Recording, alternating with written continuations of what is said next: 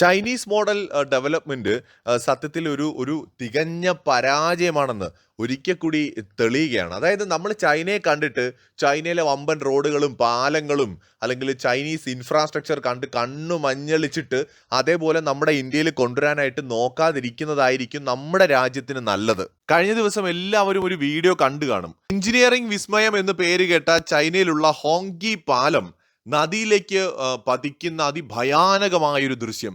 ഇതൊരു വലിയ പാലമാണ്. എഞ്ചിനീയറിംഗ് വിസ്മയം എന്ന് പേര് കേട്ട ഈ പാലം മാസങ്ങൾക്ക് മുൻപാണ് നിർമ്മാണം പൂർത്തിയാക്കിയിട്ട് ചൈന ഇതിന്റെ ഉദ്ഘാടന കർമ്മങ്ങൾ നിർവഹിച്ചത്. ഇപ്പൊ നമ്മുടെ ഇന്ത്യയിലാണ് ഒരു പാലം പൊളിഞ്ഞു വീഴുന്നതെങ്കിൽ അത് നിർമ്മാണത്തിലെ അപാകതയാണ്, ക്വാളിറ്റി ഇല്ലാത്തത് കൊണ്ടാണ്, അല്ലെങ്കിൽ അഴിമതി നടന്നുകൊണ്ടാണെന്നൊക്കെ നമ്മൾ പറയും. പക്ഷേ ചൈനയിൽ ഈ പറയുന്ന കാര്യങ്ങളൊക്കെ വളരെ കുറവാണല്ലോ. സിംഗിൾ പാർട്ടിയാണ് ഭരിക്കുന്നത്.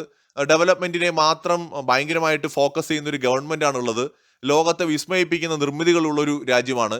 ചൈനയിൽ അവർ മോഡേൺ ടെക്നോളജി യൂസ് ചെയ്ത് നിർമ്മിച്ച മോസ്റ്റ് അഡ്വാൻസ്ഡ് ടെക്നോളജിയിൽ നിർമ്മിച്ചു എന്ന് അവർ അവകാശപ്പെടുന്ന ഹോങ്കി പാലം എഞ്ചിനീയറിംഗ് വിസ്മയം എന്നാണ് അതിനെ ലോകത്തെ എല്ലാവരും വിളിച്ചത്. ആ പാലം തകർന്നു വീഴുന്ന ദൃശ്യങ്ങളാണ് ലോകത്തെ ഭയപ്പെടുത്തുന്നത്. സത്യത്തിൽ നമ്മൾ ഇതിനെക്കുറിച്ച് ഏതാനും ആഴ്ചകൾക്ക് മുമ്പ് ഒരു വീഡിയോ ചെയ്തിട്ടുണ്ട്. ബഹുനില കെട്ടിടങ്ങളും അല്ലെങ്കിൽ കോൺക്രീറ്റ് പാലങ്ങളും റോഡുകളും ഒന്നും അല്ല യഥാർത്ഥ വികസനം എന്ന് പറഞ്ഞുകൊണ്ടാണ് നമ്മൾ ആ ഒരു വീഡിയോ ചെയ്തത്. കാരണം യഥാർത്ഥ വികസനം എന്ന് പറയുന്നത് ഇതൊന്നുമല്ല എന്ന ഉത്തമ ബോധ്യമുള്ളത് കൊണ്ട് തന്നെയാണ്. ഇപ്പോ നമ്മുടെ നാട്ടിൽ വല്ലതുമാണ് ഒരു പാലം പുതിയതായിട്ട് പണിതിട്ട് തകർന്നു പോയതെങ്കിൽ അത് എന്തൊക്കെ വിവാദങ്ങൾ ഉണ്ടാവും. ചൈനയെ കണ്ടുപിടിക്കൂ, ചൈന അങ്ങനെയാണ്, ചൈന എങ്ങനെയാണെന്നൊക്കെ നമ്മൾ പറയും. ഇത് ലോകത്ത് മുഴുവനുള്ള ഒരു പ്രശ്നം തന്നെയാണ്. കോൺക്രീറ്റ് നിർമ്മിതികൾ എന്ന് പറയുന്നത് ശരിക്കും പറഞ്ഞാൽ നമ്മുടെ പ്രകൃതിക്ക് അത്രത്തോളം ഇണങ്ങുന്നതാണോ എന്നത് ഒരു വലിയ ചോദ്യമാണ്. പണ്ട് കാലത്ത് നിർമ്മിച്ച പല കെട്ടിടങ്ങളും ഇന്ന് നിലനിൽക്കുന്നുണ്ട്. കേരളത്തിലെയും അതുപോലെ ഇന്ത്യയിലെ വിവിധ സംസ്ഥാനങ്ങളിലുമുള്ള ക്ഷേത്രങ്ങൾ, ആയിരക്കണക്കിന് വർഷം പഴക്കമുള്ള ക്ഷേത്രങ്ങളുണ്ട്. നൂറ്റാണ്ടുകൾ പഴക്കമുള്ള പള്ളികളുണ്ട്. ഈജിപ്തിലെ പിരമിഡുകൾ പോലെയുള്ള മഹാനിർമ്മിതികളുണ്ട്. ആയിരക്കണക്കിന് വർഷം പഴക്കമുള്ളവയാണവ. 3000 4000 വർഷമൊക്കെ പഴക്കമുള്ളവ. ഇതൊക്കെ ഇന്ന് നിലനിൽക്കുന്നുണ്ട്. പക്ഷെ നമ്മുടെ കോൺക്രീറ്റ് നിർമ്മിതികൾക്ക് അതുപോലെയൊന്നും നിലനിൽക്കാൻ കഴിയുകയില്ല. നമ്മൾ ചൈനീസ് മോഡൽ ഡെവലപ്മെന്റിന്റെ പുറകെ പോകുമ്പോൾ ചൈനയ്ക്ക് സംഭവിച്ചത് എന്താണെന്ന് മനസ്സിലാക്കണം. ചൈന അമേരിക്കൻ മോഡൽ ഡെവലപ്മെന്റിന്റെ പുറകെ പോയി. അമേരിക്കയിലാണ് ഈ ബഹുനില കെട്ടിടങ്ങൾ മാത്രമല്ല, കോൺക്രീറ്റ് കൊണ്ട് തീർത്ത അത്ഭുതങ്ങൾ എന്ന് പറയാവുന്ന പല നിർമ്മിതികളും ആദ്യകാലങ്ങളിൽ ഉണ്ടാവുന്നത്. പിന്നീട് അത് ജപ്പാനിലും റഷ്യയിലും, അതായത് സോവിയറ്റ് യൂണിയന്റെ കാലത്ത് അവരുടെ പല പ്രദേശങ്ങളിലും ചെറിയ തോതിലെങ്കിലും യൂറോപ്പിലുമൊക്കെ ഉണ്ടായി. ലോകത്തെ പലയിടങ്ങളിലും ഉണ്ടായി. ഇത് കണ്ട് ഇതിനേക്കാൾ മികച്ചത് വേണമെന്ന് പറഞ്ഞുകൊണ്ട് ചൈന കോൺക്രീറ്റ് കൊണ്ട് അത്ഭുതങ്ങൾ സൃഷ്ടിച്ചു എന്ന് തന്നെ പറയാം. പക്ഷെ അവയൊക്കെ തന്നെ കാലഹരണപ്പെട്ടുകൊണ്ടിരിക്കുകയാണ്, പ്രതീക്ഷിച്ചതിലും പെട്ടെന്ന് തന്നെ. എന്ന് വെച്ചാൽ ഈ കെട്ടിടങ്ങളെല്ലാം കുറെ കാലം കഴിയുമ്പോൾ നമുക്കൊരു ബാധ്യതയായിട്ട് മാറുമെന്ന് മാത്രമല്ല, ഇവയെ എങ്ങനെ വിശ്വസിക്കും? നമ്മുടെ കേരളത്തിൽ പോലും ഈ കോൺക്രീറ്റ് കെട്ടിടങ്ങൾ തകർന്നു വീണുള്ള അപകടങ്ങളൊക്കെ ഉണ്ടാവുന്നുണ്ട്. റോഡ് പണി നടക്കുന്നതിന് ഇടയിൽ കോൺക്രീറ്റ് പാളികൾ തകർന്നു വീണിട്ടുള്ള അപകട മരണങ്ങൾ നമ്മൾ കേൾക്കുന്നുണ്ട്. നമ്മുടെ ലോകത്ത് ഡെവലപ്മെന്റ് എന്ന് പറയുമ്പോൾ പൊതുവെ ഇന്ന് ഒരു മോഡൽ അല്ലെങ്കിൽ ഒരു ബെഞ്ച് മാർക്ക് സെറ്റ് ചെയ്ത് വെച്ചിരിക്കുന്നത് ഇന്ന് ചൈനയാണ്. ചൈനീസ് ലെവൽ ഡെവലപ്മെന്റ് ഇല്ലെങ്കിൽ നമ്മളൊക്കെ പിന്നോട്ടാണ് എന്നൊരു ധാരണ നമുക്ക് ആരോ നമ്മുടെ ഉള്ളിലേക്ക് ഇഞ്ചെക്ട് ചെയ്ത് തന്നിട്ടുണ്ട്. ഇപ്പം നമുക്ക് വേണ്ടത്, ബേസിക് ആയിട്ട് വേണ്ടത് വൃത്തിയാണ്. ആ വൃത്തി ഉണ്ടായാൽ തന്നെ നമ്മൾ ഈ ചൈനീസ് മോഡൽ ഡെവലപ്മെന്റിന്റെ ഒന്നും ഒരു ആവശ്യവും നമുക്കില്ല. നമ്മുടെ എക്കണോമിക്കലി നമ്മൾ ഗ്രോ ചെയ്താൽ മതി. നമ്മുടെ ജീവിത നിലവാരം മെച്ചപ്പെടണം, നമ്മുടെ വരുമാനം വർദ്ധിക്കണം, അത്രയേ ഉള്ളൂ. അല്ലാതെ വലിയ ബഹുനില കെട്ടിടങ്ങൾ വേണം ഡെവലപ്മെന്റിന് എന്ന് പറയേണ്ട കാര്യമൊന്നുമില്ല. ഈ അടുത്തിടെ നമ്മുടെ ഫേസ്ബുക്കിനകത്ത് നടക്കുന്ന വലിയ ഫൈറ്റുകളിലൊന്ന് തിരുവനന്തപുരംകാരും കോഴിക്കോടുകാരും കൊച്ചിക്കാരും തമ്മിലാണ്. ഇവർ മത്സരിക്കുന്നത് ഞങ്ങളുടേതാണ് മികച്ച നഗരം എന്ന് പറഞ്ഞുകൊണ്ടാണ്. ഇതിലെ ഏറ്റവും വലിയ കോമഡി, ഇതിനായിട്ട് ഇവരൊക്കെ ചൂണ്ടിക്കാണിക്കുന്നത് അവരുടെ നഗരങ്ങളിലുള്ള അല്ലെങ്കിൽ അവരുടെ സിറ്റിയിലുള്ള ബഹുനില കെട്ടിടങ്ങളാണ്. കണ്ടില്ലേ, ഞങ്ങളുടെ ബൈപ്പാസ് റോഡ് ആ കിലോമീറ്റർ മുതൽ ഇത്ര ദൂരം വരെ, അവിടെ മുതൽ ഇവിടം വരെ കണ്ടില്ലേ, നിറയെ കെട്ടിടങ്ങളാണ്, ഗൾഫിനേക്കാൾ മികച്ച കെട്ടിടങ്ങളാണെന്നൊക്കെ പറയാറുണ്ട്. ശരിയാണ്, നമ്മുടെ കേരളത്തിലൊക്കെ പല സ്ഥലങ്ങളും കണ്ടാൽ ഗൾഫിനെയൊക്കെ ഓർമ്മിപ്പിക്കുന്ന വിധം ഭയങ്കര ഗംഭീരമായിട്ടുണ്ട്. ഇപ്പൊ തിരുവനന്തപുരത്തും കോഴിക്കോടും കൊച്ചിയിലുമൊക്കെ അങ്ങനെയുള്ള സ്ഥലങ്ങളുണ്ട്. തൃശ്ശൂരും കണ്ണൂരും ഒക്കെ ഉണ്ട്, നമ്മുടെ കൊല്ലത്തുണ്ട്, പല നമ്മുടെ ജില്ലകളിലുമുണ്ട്. പക്ഷെ ഇതൊന്നും അല്ല ഡെവലപ്മെന്റിന്റെ ഒരു ഒരു സൂചിക എന്ന് പറയുന്നത്. വികസനം എന്ന് പറയുന്നത് ആളോഹരി വരുമാനം വർദ്ധിക്കണം, ജീവിത നിലവാരം മാറണം, നല്ല വൃത്തി ഉണ്ടാവണം. ഇല്ലാത്ത പക്ഷം നമ്മളിപ്പോൾ ഈ ചൈനയിൽ കണ്ടതൊരു സൂചനയാണ്, നിസ്സാരമായി കാണരുത്. ഇന്ന് നിർമ്മാണ രംഗത്ത് പ്രത്യേകിച്ച് കോൺക്രീറ്റ് അല്ലെങ്കിൽ സ്റ്റീല് അല്ലെങ്കിൽ അങ്ങനെയൊക്കെയുള്ള മെറ്റീരിയൽസ് യൂസ് ചെയ്തുകൊണ്ട് കെട്ടിടങ്ങളും ബഹുനില കെട്ടിടങ്ങളും ഒക്കെ നിർമ്മിക്കുന്ന കാര്യത്തിൽ വേൾഡിലെ ടോപ്പ് എന്ന് പറയുന്ന ഒരു രാജ്യമാണ് ചൈന. ആ ചൈനയിലാണ് മാസങ്ങൾക്ക് മുമ്പ് ഉദ്ഘാടനം ചെയ്തൊരു പാലം തകർന്നു വീണിരിക്കുന്നത്.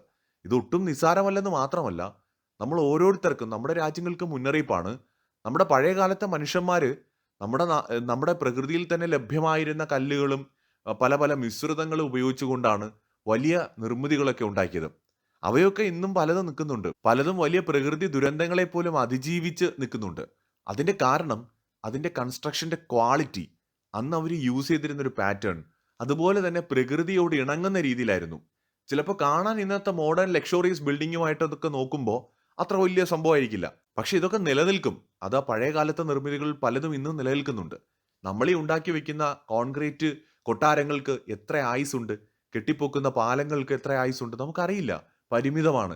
ഇപ്പൊ ചൈന നമുക്ക് വീണ്ടും ഒരു സൂചനയാണ്. പിന്നെ ചൈനയുടെ കാര്യം പറയുമ്പോൾ ചൈന മൊത്തത്തിൽ ഒരു ഊതി വീർപ്പിച്ച ബലൂണാണ് എന്ന യാഥാർത്ഥ്യം ആരും വിസ്മരിക്കരുത്.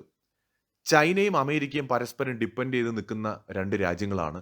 ഇവരുടെ എക്കണോമിയും പരസ്പരം ഡിപ്പെൻഡഡ് ആയിട്ടുള്ള ഒരു എക്കണോമിയാണ്.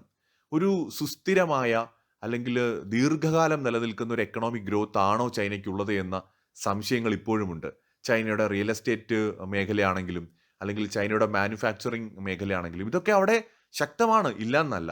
പക്ഷെ അതിന്റെ നിലനിൽപ്പ് അത് സ്ഥിരതയുള്ളതാണോ എന്നുള്ളത് ഇനിയുള്ള കാലത്ത് തെളിയട്ടെ. കാരണം ചൈനീസ് എക്കണോമിക് ഗ്രോത്ത് എന്ന് പറയുന്നത് അതൊരു ഊതി വീർപ്പിച്ച ബലൂണാണെന്ന സംശയം ഇപ്പോഴുമുണ്ട്.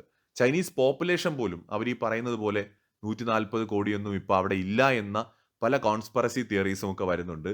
അതിൽ കുറച്ച് കഴമ്പുണ്ട്. ഈ ജനസംഖ്യയുടെ കാര്യത്തിൽ പോലും ചൈന ലോകത്തോട് കള്ളം പറയുന്നു എന്നാണ് പറയുന്നത്. അപ്പൊ യഥാർത്ഥ കണക്ക് മറച്ചു വെച്ചുകൊണ്ട് ചൈന വലിയ പ്രതിസന്ധികൾ, നമുക്ക് മനസ്സിലാക്കാൻ കഴിയാത്ത പ്രതിസന്ധികളൊക്കെ നേരിടുന്നുണ്ട്. അതുപോലെ തന്നെ ചൈനയിൽ അഴിമതിയില്ല, ഇപ്പോഴത്തെ ഗവൺമെന്റ് അതൊക്കെ ഇല്ലാതാക്കി എന്ന് പറയുന്നുണ്ട്.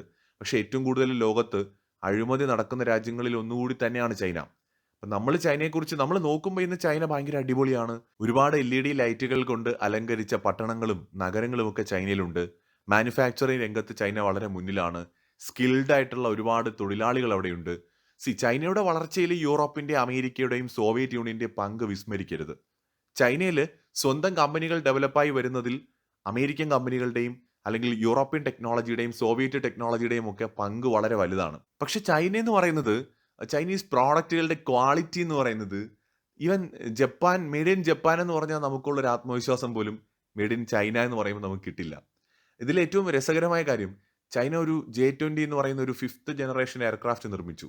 പക്ഷേ ഒരുമാതിരിപ്പെട്ട പല റഡാറുകൾക്കും കണ്ടെത്താൻ പറ്റുന്ന ഒരു ഒരു എയർക്രാഫ്റ്റ് ആണത്. അതിൽ ഒരു 100% ഒരു 5ാം തലമുറ യുദ്ധവിമാനം എന്ന് പറയാൻ പറ്റില്ല.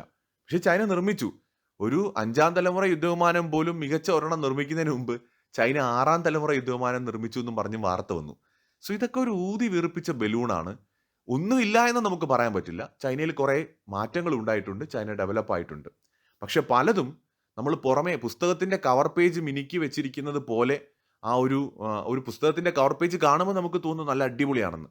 പക്ഷെ ഉള്ളിലേക്ക് നമ്മൾ വായിച്ച് തുടങ്ങുമ്പോഴാണ് മനസ്സിലാവുന്നത് കവർ പേജിൽ കാണുന്ന മാഹാത്മ്യമൊന്നും അകത്തില്ല എന്ന്. അതുപോലെയൊക്കെയാണ് ചൈനയും. നമ്മൾ ഒരു പാലം തകർന്നു വീണു എന്നതിന്റെ പുറത്ത് ചൈനയെ അങ്ങ് വില കുറച്ച് കാണുമൊന്നുമല്ല. ഇതിനു മുമ്പ് ചൈനയിൽ നിന്നൊരു വാർത്ത വന്നു. ഈ 10, 15, 20 നിലയുള്ള കെട്ടിടങ്ങൾ ചരിഞ്ഞു നിൽക്കുന്നു, പല പല ഭാഗങ്ങളിൽ വിള്ളലുകൾ വീഴുന്നു, പതിയെ പതിയെ ഇടിഞ്ഞു വീഴുന്നു എന്നൊക്കെ പറഞ്ഞിട്ട്. ചൈനയിൽ ഒരുപാട് റിയൽ എസ്റ്റേറ്റ് പ്രോപ്പർട്ടീസ് ഒക്കെ ആൾതാമസമില്ലാതെ കിടക്കുകയാണ്. കാരണം താമസിക്കാൻ കൊള്ളില്ല, അത്രയും ക്വാളിറ്റി ഇല്ലാതെയാണ് ഉണ്ടാക്കി വെച്ചിരിക്കുന്നത്. വെറുതെ ഒഴിഞ്ഞു കിടക്കുകയാണ്. ഇത് ഇടിച്ചു പൊട്ടിച്ച് കളയാൻ പറ്റാതെ അങ്ങനെ അങ്ങ് നിർത്തിയിരിക്കുകയാണ്. അങ്ങനെയൊക്കെ ഒരുപാട് സംഭവങ്ങൾ ചൈനയിലുണ്ട്. നമ്മൾ കാണാത്ത ഒരുപാട് കാര്യങ്ങളുണ്ട്. നമ്മളും കുറേയൊക്കെ ചൈനയെ ഫോളോ ചെയ്യുന്നുണ്ട്. നാളെ നമ്മളും അവരെ ഫോളോ ചെയ്ത് ചെയ്യുന്ന കാര്യങ്ങളുടെ അവസ്ഥ ഇതൊക്കെ തന്നെയാണ്. നമ്മൾ ചൈനീസ് മോഡൽ ഡെവലപ്മെന്റ് ഫോളോ ചെയ്യാതിരിക്കുന്നതാവും നല്ലതെന്ന് തോന്നുന്നു. മറ്റൊരു വീഡിയോയുമായി വീണ്ടും വരാം.